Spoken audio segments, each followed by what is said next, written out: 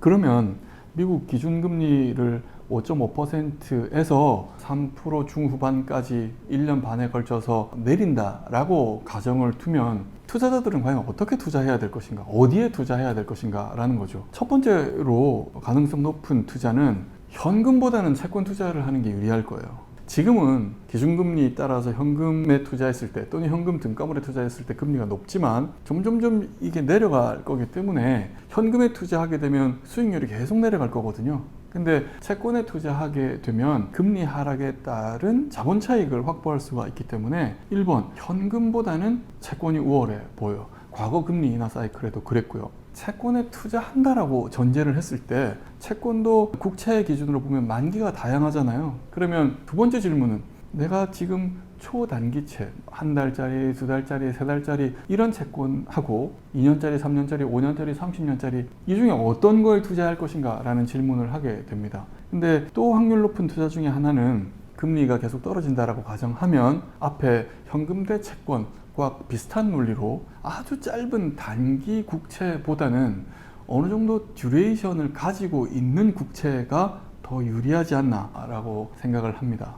그럼 세 번째 질문은 오케이, 그럼 듀레이션을 가지고 있는 국채에 내가 투자를 한다라고 가정을 하면 5년짜리를 할 건지 아니면 10년짜리를 할 건지 아니면 최근에 우리나라에서 아주 인기 있는 것처럼 아주 초장기 국채를 할 건지 그럼 어떻게 투자를 해야 될까라는 데에서 사실 새로운 고민이 시작이 되는데요. 이론적으로 보면 듀레이션이 아주 긴 채권들, 30년짜리 이런 채권들을 사게 되면 똑같은 금리 하락에 대해서 자본 차익이 훨씬 커질 수가 있기 때문에 30년짜리 채권을 사는 게 초장기 국채를 사는 게 맞습니다. 이론적으로는. 근데 현실로 돌아와 보면 지금 미국의 기준금리가 5.5%인데 한 달짜리, 두 달짜리 이런 아주 짧은 채권들의 금리는 5.1%, 5.2%, 5.3% 이 정도거든요. 약간 내려왔죠. 근데 여기에서 조금 더 가서 2년짜리, 5년짜리의 채권을 산다고 가정하면 3.9%, 8%, 5년짜리는 3.6% 뚝 떨어져요.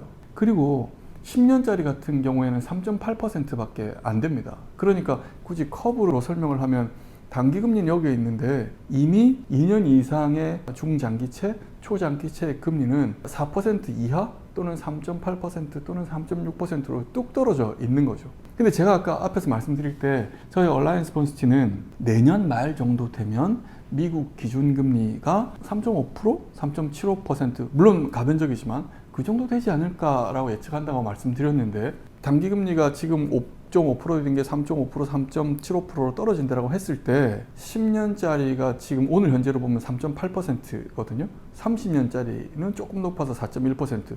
그럼 이게 이렇게 떨어졌을 때 이 10년짜리, 30년짜리는 이미 비슷한 금리까지 이미 떨어져 있어요. 그 얘기는 기준금리가 떨어져도 이미 낮은 수준에 있는 초장기 채권들의 금리 하락폭이 생각보다 적을 수도 있다라는 거예요. 투자자들은 지금 초장기채 국채를 산다라는 건 예를 들어서 10년짜리 채권을 산다라고 하면 3.8% 정도의 캐리 플러스 10년짜리 채권이 가지고 있는 듀레이션에 대한 변동성에 투자를 하시는 건데 이미 금리가 기준금리보다는 한참 밑에 수준에 떨어져 있기 때문에 물론 3.8%도 낮은 수준은 아니지만 투자자들의 입장에서는 이 방향성 금리 인하의 방향성 또는 이건 위로 갈 수도 있고 밑으로 갈 수도 있으니까 듀레이션 위험이라는 거에 상당 부분 노출이 되어 있다라고 말씀드릴 수가 있습니다.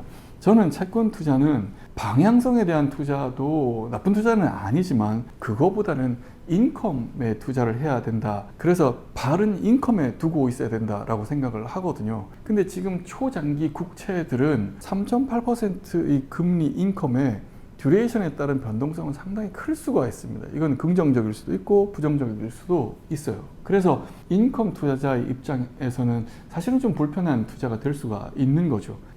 조금 더 균형 잡힌 투자를 위해서는 국채 투자를 통해서 얻을 수 있는 인컴 3.8%, 3.9% 또는 때로는 3.6%를 조금 더 끌어올릴 수 있으면 조금 더 균형 잡힌 투자가 될 수가 있는 거죠. 그게 방법이 뭐냐면 투자 등급 회사채라든지 아니면 투자 등급 회사채에 준하는 크레딧 채권들을 한 바구니에 같이 담는 거예요. 국채 대비해서 듀레이션 위험은 조금 줄이고 그거를 크레딧 위험으로 바꾸면서 인컴은 증가시킬 수가 있거든요. 국채에 투자하는 것보다도 인컴은 증가시키고 듀레이션 위험은 조금 줄이고 크레딧 위험은 좀 늘리고, 그래서 위험도 어느 정도 분산이 되죠.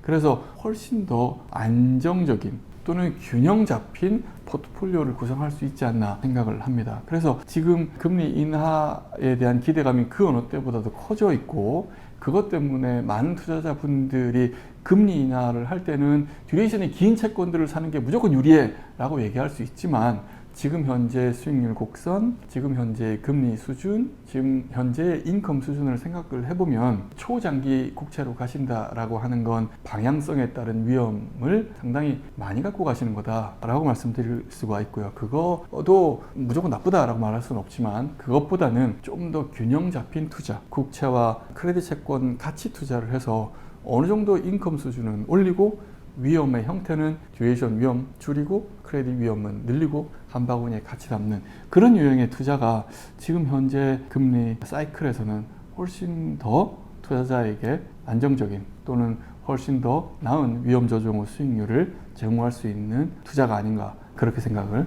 하고 있습니다. 나중에 데이터들에 따라서 저희들이 가지고 있는 금리 전망이 물론 계속 조금씩 미세 조정이 될 텐데요. 다음 시간에 저희들 금리 전망에 미세 조정이 있다면 또다시 말씀을 드리도록 하겠습니다. 고맙습니다.